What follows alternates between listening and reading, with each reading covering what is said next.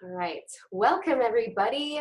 I'm so excited to do a really special video with you guys today. I have a friend of mine, Janeen Alley, with me today, and she is gonna help me kind of dive into the topic for the month, which is really helping us all figure out how to make it through this kind of survival mode right now. But I really wanna create some things for you guys this month that is going to help you really kind of find how to thrive and not just hang on for dear life, especially when it comes to staying fit, staying healthy, and making those choices that we were all probably doing a good job with until everything kind of got pulled out from under us, right? Yeah. So I'm really excited to have Janeen with me today. Today we're going to talk about staying active and getting that fitness to keep being part of our lives even though everything has changed. So I'm really excited to introduce Janeen to you guys. She and I connected on another whole food plant-based page, and we've been in touch for a little while now. And I just reached out and asked if she'd be willing to join me in this conversation today because she is a health and wellness coach and a life coach in Colorado. And like I said, we're on the same page with plant-based nutrition. So I love connecting with other people that kind of see the world from that perspective, because I do think we need to hear more about that from normal people. And then she also, she has a background in fitness, especially. She started out as a personal trainer. And so we are going to dive into some tips that might help you if you're figuring out, okay, how am I going to keep exercising? How am I going to keep taking care of me, even though as moms, we're all taking care of everybody else. So we're really excited to dive into this today. So yeah, just to kind of set that stage, I know, and Janeen knows, we know like this is weird, right? We are in weird times right now. And so I want to just talk honestly for a minute of, Janeen, how is your life?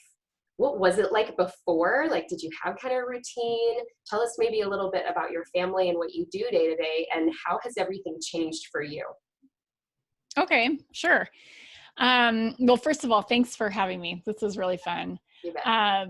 So before, I have homeschooled my kids since 2011. I have two that are in high school, and they kind of do their own thing off to the side now. But I have my 12-year-old and my 10-year-old so at home with me, and so as far as like the routine hasn't really shifted that much because they were home anyway. Although sometimes they're a little bit checked out, they're like, what's going on? Everybody's just kind of ramped up on the energy. It's been a little harder for them to focus for sure. It's been a little harder for me to focus even. And like, just getting distracted by the news and trying not to let my mind spin into, worst case scenarios. And I think it's okay to go there. From the life coaching perspective, I think it's okay to go there sometimes, as long as you're countering it with best case scenarios as well. Yeah. So if you want to go worst case scenario, that's fine, but just make sure that you're thinking about positive things as well, because it is important to be prepared, and it is important for us to have the information, as long as we're not dwelling there and like starting to spiral down with our energy and getting stuck in a place of depression and anxiety and wanting to eat all the brownies, because that's not good. Yeah. So, I'm assuming, you and I are both very human. I'm assuming this is something you've probably been managing and noticing the negative stuff coming up. And it sounds like you're kind of using your own skills for yourself. Yeah. Like, okay, I need to balance right? this. Yeah. I've been finding the same thing. Yeah. Okay. So, have you noticed like a lot of changes with your kids? Like, how are they handling the stuff? And like, as moms, I think we have to kind of package this for them, right? And help them kind of cope and help them find a new normal. We're all in this process of like creating new routines, all while being totally like mentally, emotionally kind of compromised right now, because there's a lot going on. Have you had any experiences like that? Oh yeah, for sure. So this morning I was telling my kids, okay, here's the schedule for today. We're recording this on a Saturday, so they usually have a little extra chores on Saturdays as it is, but wanted to make sure that they're feeling engaged, that they feel like they have a purpose, even though maybe they don't agree with the purpose, but having a conversation with kids beforehand and saying, okay, this is what we're going to do. And for their homeschool schedules, even this is what we do, we just say, okay, what's on your docket today? How can I help you to get those things done? And like I said, my kids are older and we've been doing this for a while, so they kind of have that routine down. But even then, I mean, the last couple of days, they've also wanted to manage their emotions with outside sources that aren't necessarily healthy. Instead of moving their bodies and doing those things, they want to gravitate towards movies. And like my son came home, I mean, even as a plant-based coach, I mean, we've been plant-based since 2004, so we've been plant-based for a long time, since I just had two little kids. Yeah. And my son, who's 17, he came home with with Ruffles and Oreos. I'm like, what is going on? So it's funny how, we naturally we know what feels good for us. And, or Oreos for sure feel good, but we know what the long-term consequences are for those things. So having conversations about, okay, how are we going to use our time and being intentional about that, and then executing on the plan, I think, works all around and every day, but particularly right now, it's super important because we're so drawn, into the negativity and the news and the what ifs and that kind of thing that, gets us anxious and nervous or scared or whatever. And so we have to be careful. Yeah, absolutely. Well, and that's a perfect segue, because I think that's the main reason why I wanted to have this conversation, you and I, today, of talking about how can we be intentional, right? Because the climate that we're in right now, it would be so easy. It'd be so easy to just be reactive. Oh yeah. And to go into victim mode. And yeah, I mean, I have definitely been leaning on TV shows and movies of like, I just want to escape. I want to wake up and realize that maybe it's all a dream, but it's not. Yeah. This is our reality. And there's a lot weighing on our minds with it. Yeah. So yeah, finding healthy ways to channel those things, those emotions, those needs for ourselves and our kids. I love how we can talk about that a little bit today. So you have some specific tips, and we kind of had a conversation the other day of maybe things that we might want to highlight today. So let's dig into that first idea you and I talked about is, whenever we're talking about exercise, like for me, most of my clients don't necessarily have an exercise routine yet, but we're working on it, right? Yeah. Or maybe some of you that are watching this video, you did, and now you can't go to the gym anymore. Or you can't go out with your running buddy anymore. Like things have changed. So we have to start from scratch. Yeah. But you and I talked a little bit about just really exercise starts with routine. It starts with structure. So tell us a little bit about how you help people kind of figure out their priorities and kind of organizing that to make room for the exercise. Yeah, sure. Absolutely. So one of the things, so just a little backstory here, because I'm sure a lot of people can relate to this. One of the things I was noticing, so I started off in the fitness space, and then I started doing plant-based nutrition. And then I was noticing as I was teaching classes on health and nutrition and these kinds of things, people were loving the information. And it's not rocket science. People know they need to move their bodies. They know they need to eat better, but they're not doing it. And so then it really piqued my curiosity, like what is it? Like, how can I get people to actually make the transformation and actually change their lifestyle so that this becomes habitual and it becomes part of who they are? So they're thinking to themselves, no, I am somebody who's fit and healthy, and it's not something that I'm willing to negotiate or I'm willing to put on the back burner for myself. And I think that that's super relatable as moms, because we're so used to putting ourselves second or last or 10th, in line, depending on what the needs are of the people who live in our homes, whether it's our kids or our spouse or our neighbors or our church community or whatever it is. It's really easy for us to make our priorities at the bottom of the list compared to everybody else's. Totally. And so as far as the first thing we need to do, instead of trying to figure out how do I add more in, you need to take a step back and say, okay, what are my priorities? Because most of the time we're actually not living in alignment with the things that we feel are most important. And that's where that friction comes from, where we feel like we're dissatisfied with our lives, or we're not happy, or we're not progressing is because we're doing things with our time that are misaligned. And so the first thing that we need to do is figure out what our priorities are. And one of the best books that I've ever read on priorities is by Greg McKeown. It's called Essentialism.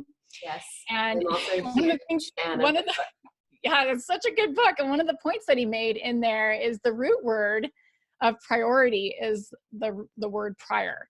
And it means one. It means one thing. And so we can't have 10 priorities, because otherwise the things that we're doing are all watered down and we're not really making headway on anything. And he has this diagram in the book of a circle. And he says, if we have 15 priorities, our energy is like being spread out in all these different ways. But if we're super clear on what it is that we want, here's the circle again, we're moving in one direction and we're channeling all our energy into that one thing. And I know for a lot of people who are listening right now, they're like, but there's so many things going on. Oh, yeah. It feels that way because there's a lot of emotional upheaval. So in order to get yourself grounded, I teach yoga. So in order to get yourself grounded, you've got to slow down. Yeah. And you just spend 15 minutes, 30 minutes asking yourself, okay, what are my priorities and how can I be living in connection or in concert with the priorities of things that I feel like are most important in my life. And it's amazing when people do this simple exercise to realize, yeah, I'm spending a lot of time doing these things over here and hardly any time on the things that matter most. Exactly. So once you get super clear on what your priorities are, and hopefully you're on that priority list, hopefully the people who are listening, you're putting your health down as a priority. I mean, not just your physical health, but also your mental and emotional health as well. Yeah. How are you calming yourself down? Are you taking times to take a bath or read a book or take a walk or do things to move your body to help yourself feel good? We want to feel good. That's what we want. And so how are you doing that? So let's stop and talk about that for a second, because you and I mentioned this when we were on the phone the other day, that really when we're sitting down and looking at our priorities, it's easy to say, well, it's easy to look around and see all the things that are on you, especially if we're the mom and we've got kids at home. All of a sudden, they're all depending on you. You are now their teacher, which most of us, me included, was not before. Right. And we're managing so much all of a sudden. So we mentioned the other day that the priority should be you. Yeah. Right? Yes. And we need to be okay with that. And it's just this whole idea of you can't draw water from an empty well. Yes. If we can just put ourselves at the top of the list and take care of that first, then you're going to have the wherewithal to show up in the way that we need to for our family and for all of those things. So yeah, huge. Absolutely. I totally agree with that. And one of the things that I tell my students when I'm coaching them, when we're doing this exercise, is my number one priority is my health. Because if I'm not healthy, I can't show up for the other things that matter to me in my life. I can't serve God. I can't help my family. I can't show up in my community. I can't run my business. I can't do any of that stuff if my health is down the toilet. Yeah. So I know that might sound really shocking for people because they might think that's kind of a selfish way to live. But if you think about it in terms of how are you then able to show up? Yes. How are you able to show up when you take care of yourself? It changes the conversation. It flips the script on that. Yeah. And that's what you need to do, because otherwise your energy is tanked. You're totally in a low vibrational place. You're just kind of you're in that survival mode. We want to get you out of surviving into a place of thriving, because you can still thrive even in economic downturn, even when there's coronavirus, all those things. You can still be thriving if you're taking good care of your mental, emotional, physical health, for sure. Amen. So step one, put yourself at the top of your list. Yeah. I also just want to share a quick story here, because all the things that I know and teach are from personal experience of not doing it right. not doing it well. And I remember a few times in my life where I've reached out to coaches or therapists or something, and it's really interesting, the pattern, because the very first question that they asked me, even if I was reaching out in a space where I felt like, oh no, this isn't about me. This is not about me. But the very first question they asked was, what are you doing for yourself? Yeah. I'm like, wait, what? Like, is that a thing? Can we do that with 4 kids? Like, is that really, Yeah, like, I didn't even know what that looked like, you know, at one point in my life. And it is possible. And it makes things so much more expansive for you and what you're capable of doing when you take good care of yourself. absolutely. For sure. Absolutely. Love it. Love it. I think this can be a good wake up call. And even under the Yeah. circumstances, you are still allowed and need to put yourself first. So Yes. permission granted. That's one thing I Right. say to do you ever have to do this with your clients? I Yeah. give you permission. You have Right. permission. I do. Yes, you Yeah. have permission to put yourself first. So Yeah, totally. if anybody needed to hear it, you heard it Yeah. from Yeah. us. There you go. Okay, so you had a really great kind of productivity tip for us today because you have a lot of experience as a homeschool mom. Tell us what's a really practical tool that you use to kind of organize your day. Okay. So once you have your priorities down, then you need to put them on the calendar. Yeah. And I use a technique that I call time blocking. And I got this actually from, I know Michael Hyatt talks about it a lot. He has a book, his newest book is called Free to Focus. So if you want to check this out over there, you can go and check that out. But time blocking is essentially a way that we put the things that matter to us first, our priorities, on the calendar. It sounds so elementary. It sounds like such a simple process, but if we are not intentionally scheduling out a time block for something, then we're going to schedule in other things. Absolutely. And so when you're looking at your week, you want to look at the whole 168 hours of the week, and you're going to start prioritizing and time blocking the things that matter to you most. So in my morning, that's my me time. I also have a little bit of me time at the end of my day. And then I homeschool. My homeschool block is from about 8:30 in the morning till noon. And then we lunch and we go for a walk. And then in the afternoon is when I run my business. Yeah. And so that's how I'm able to get things done. And it's not a well-oiled machine, but I have other people in my house. But the idea is if you know what you're about, then most of the time you're working on things that matter to you. And that's when your life starts to feel really fulfilling. And that's when you feel like, okay, this is happening. You don't have to think about all the things and get overwhelmed, because you can see it on your calendar and say, oh, that's happening in this time block during the week at this time. And so if you're wondering like, well, when do you fit in like appointments, or if you're on a normal month, we're not quarantined in our house, but when are you going to the doctor, or when are you taking your kids to the dentist, or those kinds of things? On Friday is what I call my flex day. And I will schedule appointments on that day. I'll run my errands on Friday. I'll do all of the little mundane tasks that are not moving the needle for me and the big priorities that I have in my life. It's not a priority for me to run errands, right? It's not a priority for me to do my laundry. That kind of stuff has to fit in the cracks of the other time blocks that I have. Yeah.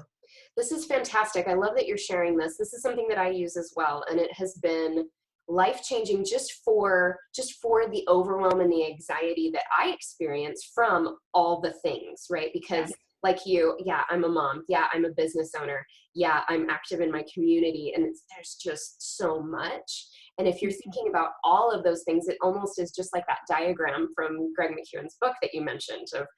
He talks about going a millimeter of progress in a million directions. Right.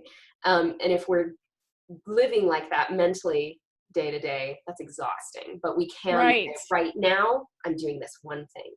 And then I know there will be time for that. So again, this is just a tool. I would encourage everyone to sit down and print off a week example calendar and say, okay, well, I know I need time to exercise. I know I need time to, if you do scripture study or meditation or something, stuff for you. And then what do the kids need from you? They need, like you said, blocking out. That has, as I have transitioned from being a public school mom to a homeschool mom, that's been huge. That was the big breakthrough for me this last couple weeks was, okay, this is the container. Right. For me, it's 9 to 12. There's the container for the homeschool, and we can do that. Okay. So it's it's a tool. Really encourage everyone to try this and to just create those containers. And this is how we can be intentional and proactive rather than reactive. And trying to just do all the things all at once. So Right. love that you're Totally. sharing this. So good. Yeah. Okay, so let's dig into exercise itself. We don't have our gyms available. Yeah. We maybe can't get away from the kids. Maybe we need to be, we're the only parent at home, maybe. So there's a lot of different outside circumstances. That way, I think a lot of people are also in different places as far as what their fitness levels were of, well, I had a really awesome routine and now I'm starting from scratch. Or I was in the middle of ramping up and I had these big goals and now somebody just popped that balloon and I can't keep going that way. So from your fitness and physical training background, share with us a little bit, if you could just give some tips of how people can remain active and stay fit through this quarantine stuff. Yeah, absolutely. Okay, so the first thing is that you need to, once you figure out what your priorities are, and like I said, hopefully you're on the list, you have to ask yourself, well, why is it that I want to be healthier? Why is it that I want to be fit? And the answer is going to be different for every single person. But when you're doing this exercise, don't be vague. Do not be vague with this answer. Don't say, oh, I just want more energy, or I just want to be a fun mom, or I don't want to lose my mind. Like, get super specific on what that looks like. If you want more energy, paint that picture in your mind. Like, if you want more energy to do what? Like, to be able to go for bike rides with your kids, or to be able to hike, or to be physically able to hop off the sidelines and get in the game. Like, what does that look like for you in your mind and with your family? And like I said, you've got to paint the picture. And if you can, use all of your senses to paint the picture. Like, really take the time and write it out and what that looks like. And then ask yourself, why is it that I want that? And this is super important, that you're not like, well, I want to be available to them. Keep asking why. Like, why do you want that? Why do you want that? I have a coach who says it's got to be 7 layers deep. So when you're, I was going to say 7 layers. 5 is the most common one that I've heard, but yeah, 7. yes. And it's powerful. When I take my students through this exercise, I mean, they're emotional. It starts to move your goal from your head into the thinking space, into your heart space, into that emotional level. And that's where we change. If there's no emotions involved in the goals that you have for yourself, you're not going to do them. There's just not enough. I mean, there's so many things that are vying for our time. That's how you get leverage in your life, is to say, no, this matters and this has to happen. Right? One of the things that Tony Robbins says is, if I hold a gun to your head and tell you, you got to lose 50 pounds in 6 months, you do it, because the leverage is there. So how do we create that emotionally within ourselves? Is by doing these things, like figuring out what is it that you want and why you want it. Okay, so that's the first thing. I love that. I'm going to jump in here for a second, because in my coaching, I always take my clients through what I call a blueprint session, and we do exactly what you're just talking about. And people struggle. They struggle to really to attach the real reason, because most people, I bet, that are watching this video, when you said you need to decide why you want to exercise, most people are going to say, well, I want to lose weight, or I want to not gain weight. That's that's the surface level. That's level 1. And I love doing this with my clients too, of dig deeper. And then, we get from external reasons to really internal reasons. So anybody that's watching this, I encourage you to do this. Really get serious with yourself. Ask at least 5, maybe even 7 times. Why do I want to lose weight? Well, I want to look better. Why do you want to look better? Well, I want to feel comfortable in my own skin. Why do you want to feel comfortable in your own skin? You keep going.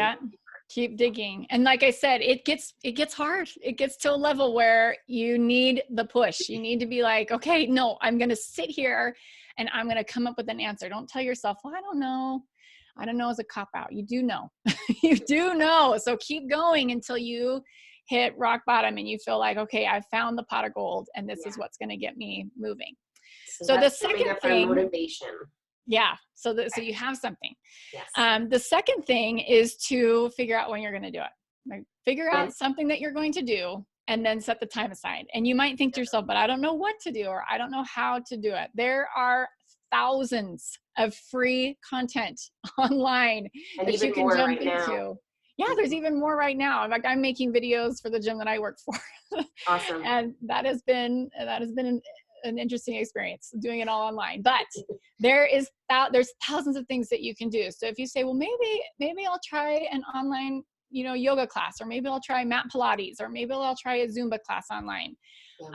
Give it a try. And if you don't like it, it's okay. Then move on to the next thing, but give yourself a few days to warm up to it. The other thing that I want to say here is start small. Like start with a 15-minute class, or go for a 5-minute walk, and just celebrate the fact that you did it, because the most important relationship that you have is the one with yourself. So if you tell yourself you're going to exercise, follow through on that commitment. Yeah. And I have had a morning, like I've had many mornings like this, but this is an example that I use with my students, is I have a couple spin bikes in my basement. And I was showing up for a workout one morning really early. I show up downstairs, my pedals are not on my bike. And so they're on my road bike in my garage. So I'm like, it's cold, it's dark. And I'm like, I just had this time set aside to get the workout done, but I spent 20 minutes going to the garage, getting the pedals, sticking them on my bike downstairs, and then I could do the workout. And it was frustrating for a minute, because instead of getting a 45-minute workout in, I only got a 20-minute workout in. But I celebrated the heck out of the fact that I was down there and I showed up for myself at the time that I did. So it's not going to go smooth sailing from the time that you start and you say, okay, this is what I need to do. But just learn from the mistakes that you make, and then keep going with it. Just follow the schedule and just keep showing up. So if you do a 5-minute walk, then celebrate the 5-minute walk, and then add a little bit of time the next day, and add a little bit of time until you're walking for 30 or 45 minutes a day. It's going to make huge dividends, not only your physical fitness, but also your mental and emotional as well. Absolutely. I love that. One thing I'd love to insert here is, we talk about how there's so many things, there's so many options and choices that we could have right now of what we can do from home as far as exercising goes. But I want to encourage people here to I tell people, my husband's actually a finance guy. And so people ask him, like, what's the best way to budget? And he says, well, it's the one that you'll use. Yeah. Right? There could be a really elaborate, a really perfect system, but if you're not going to use it, it's no good. And I think exercise is the exact same way. So do what you feel drawn to do. Do what you've done before and you've enjoyed. Do something that you've always wanted to try and just haven't had the time to insert something different. Now's a great time to try something new, but make sure it's something that there's some level of excitement and some level of enjoyment. Oh, for sure. Yeah. You don't ever want to do anything. I feel like there's more psychological harm if you feel like, well, I should run, but I hate it. Yes. Like if you don't like running, don't do it. Like there's so many other things that you can do, or people feel like, well, I'm just not sporty, or I'm just not athletic. Those are all thoughts that you have in your head. We were made to move. Made to move. Yes. I have, my sister is such an inspiration to me. She's a paraplegic, and she has a whole nother story, but she lives in New York City, and she is an Ironman triathlete, and she's paraplegic. She doesn't have the use of her legs. And I mean, she lives in an apartment. It's not easy for her without the use of her legs to get her equipment down the stairs and out the elevator and outside into Central Park to do her workouts, but she does it. Yeah. And so you've got to find a reason why this is important to you, and then do something that you love to do that is going to be like the highlight of your day. Yeah. And if you feel like, oh, but I got these kids in tow, bring them with you, like stick them in the stroller and go for a bike ride. Even if it's snowy and rainy and blowing sideways, get yourself outside. I've done that before for my mental health, because I'm like, I'm going crazy in here. And right now the kids need to get out and move too. Yeah, they do. I mean, they need it. I'm getting my kids out twice a day, for at least 20 to 30 minutes in the morning, and another, hopefully more as it gets warmer around here. It's getting cold. Okay, love it. I'm hoping that people are starting to feel like, okay, I have permission to put myself first. I have permission to plan my day and start over. We got to just start over. And we have permission to try something new and to start small. It's okay if we start small. To me, I think it's just also about consistency. Just choose something that you can do every day. For me right now, it's hopping on my spin bike downstairs for 20 minutes. And I love what you said about celebrating what you are doing. For me right there, it's like, oh, there was a time that I was training for way bigger things like that. And now here I'm just doing these little 20-minute things. Yeah. That's where I'm at right now. And then next week I'm gonna ramp it up. Maybe I'll try to get 25 a day. So just fitting that in, Exactly. finding something you enjoy, Yeah. and then you can be consistent with. I love it. Love it. Is there anything else you would suggest for people that are trying to figure out the fitness piece? Don't be afraid to try lots of things and then choose your favorite thing. I think sometimes we get stuck in a rut, or like I mentioned before, feeling like we have to do something that we've done and feels familiar to us in the past. Like if you were a runner, for example, in high school, and you're like, well, that's my thing, but it's cold and you know, yucky weather outside, and get online. Like I said, just be open to trying new things. I think that's going to be the key for people, is just giving themselves permission to try.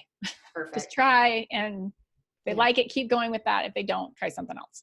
Fantastic. Fantastic. Thank you so much, Janeen. I think all of the things that we touched on today are so relevant right now, not only for the people that are watching this video, but for you and for me. I really think that we are all in this together, and wherever you are in your health and your fitness journey, I think this is all an opportunity for everyone to stop and say, am I putting myself first? Am I taking time for taking care of myself physically, mentally, emotionally, all of it? So thank you so much. Absolutely. I want to let people know that are watching this video. So I have a free private Facebook group. I would love to have you come and join us. It's called Healthy Living with Danielle Dinkelman. And I would love to get a discussion going after you watch this video. What are you doing to stay fit and active right now? And are you looking for ideas? We've got over 200 people in that group at the time of this recording. I'm sure we can brainstorm ideas together if you want to find something to try. Maybe you're at a loss. So hop over there, join us. This video is also available on my YouTube channel under the same name, Healthy Living with Danielle Dinkelman. Janeen, you have a podcast. Tell us a little bit about that if people want to stay in touch with you. Yeah, absolutely. So my podcast name is Vibrant Wellness for Busy Moms. And what I really focus in on over there is changing behavior so that you can actually make the lasting transformation. I don't think it's our lack of information that keeps us stuck. It's actually applying the principles to change our behavior to make it a lifestyle change and transformation, instead of just trying to fit more things into our already full plates. So bingo. Love it. Okay, I'm definitely going to check that out, because you and I are very much on the same wavelength there. I totally agree that we live in the information age. Now it's time for us, when the rubber hits the road, how are we actually going to get started and get going? Thank you so much. Okay. Absolutely. We're signing off. Thanks everybody. Enjoy the video. And Thank you. Thank you, Janeen. Bye-bye. Bye.